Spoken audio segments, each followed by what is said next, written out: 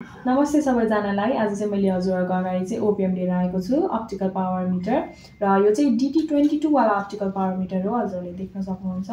र त्यसै गरी यो चाहिँ हजुरहरूको ह्यान्ड हेल्ड वाला अप्टिकल पावर मिटर हो। र हजुरको यो चाहिँ स्पेसिफिकली चाहिँ फाइबर अप्टिक टेस्टिङको लागि चाहिँ डिजाइन गरिएको हो।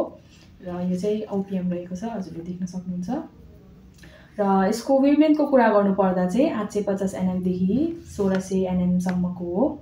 र यो चाहिँ हजुरहरूले यसको सेप र साइज अनुसार यो चाहिँ पोर्टेबल र हजुरहरूको ब्याट्री अपग्रेडेड पनि हो, देख्न सक्नुहुन्छ। र अहिले चाहिँ एक्ज्याक्ट पावर दिनुको साथसाथै यो चाहिँ एकदमै ड्युरेबल पनि छ। र यसको वारेन्टीको कुरा गर्नुपर्दा चाहिँ 1 इयर हो। र यसको पार्ट्सहरू पनि इजिली अभाइलेबल छ। र हजुरहरूको यो पावर मिटर सँगसँगै चाहिँ हजुरहरूले यो पावर मिटर चाहिँ यस्तो खालको प्याकेजिङमा आउँछ। र यो चाहिँ हजुरको पावर मिटर सफा गर्ने हो। र हजुरहरूको यो चाहिँ युजर म्यानुअल हो। र हजुरहरू पनि यस्तै पावर मिटरको खोजीमा हुनुहुन्छ भने चाहिँ हामीलाई कन्ट्याक्ट गर्न सक्नुहुन्छ। र हामी चाहिँ टिकटक, युट्युब र फेसबुकहरूमा पनि अभाइलेबल भइसकेको छौँ। र हजुरहरू हामीसँग त्यहाँबाट पनि कनेक्ट गर्न सक्नुहुन्छ। धन्यवाद।